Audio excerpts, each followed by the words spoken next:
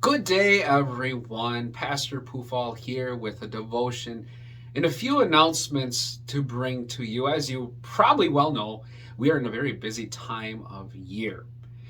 By the time that you maybe see this devotion, we will have already had our last midweek Advent service, which means Christmas is right around the corner. This coming Sunday on the 18th is when the children will be having their Christmas service program at both services. And of course, you are invited to come to those. But if you would like to go to a regular service, Advent 4, I invite you to go on Saturday, the 17th. Also, we think about other services that we have coming up too with Christmas Eve. Christmas Eve landing on a Saturday. We will be having two services. They're the exact same service, 4:30 and 6:30. And then, of course, Sunday and Christmas Day at 9 o'clock, which will be a different service than the Christmas Eve service. And finally, I want to keep drawing your attention to some special services that we will be having. Starting on January 8th, we will be going through a sermon series, 5 weeks, once a month. God, I don't understand. You are all invited to come to that service, which will be completely different than our other services for the weekend. Speaking of something different, I wonder, as you are now listening to the Christmas story for the, who knows, nth time in your life, can you find something different about the story that you have never noticed before? Or maybe it's not so much it's something different about the story, but perhaps the story is hitting your heart a little different this year.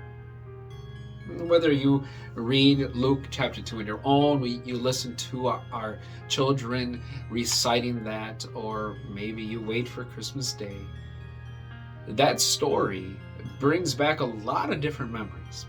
In those days, Caesar Augustus issued a decree that a census should be taken, so on and so forth. You know the story. You know what it means. You know and love that story. But do you ever get anything different in that story? I think about those words in the very beginning. In those days, Caesar Augustus issued a decree, a law.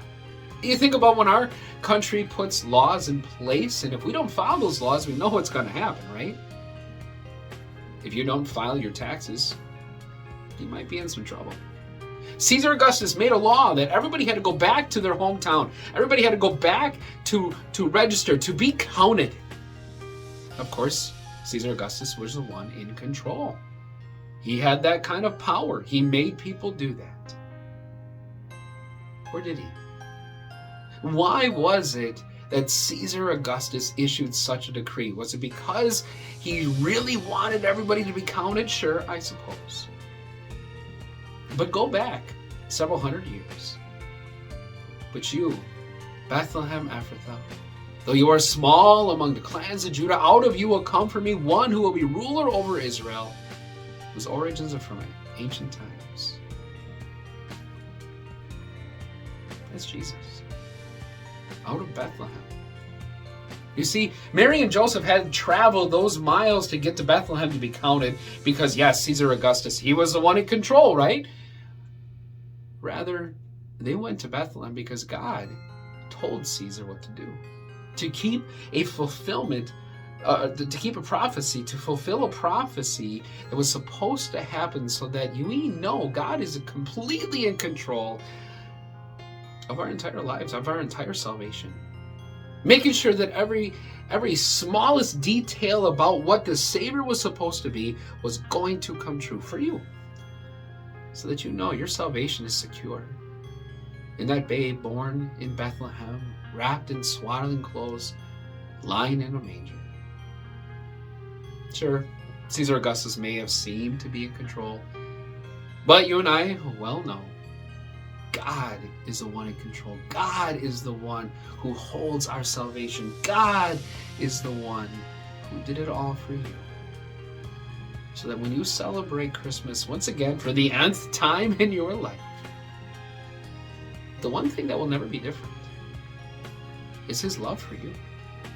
And the fact that you are completely forgiven, you are loved by God, you get heaven. May this joy of this season, as we are entering into the busy time and thinking of all the different Christmas services, fill your heart with joy to know God's in control for you, to get you to heaven. God bless you all.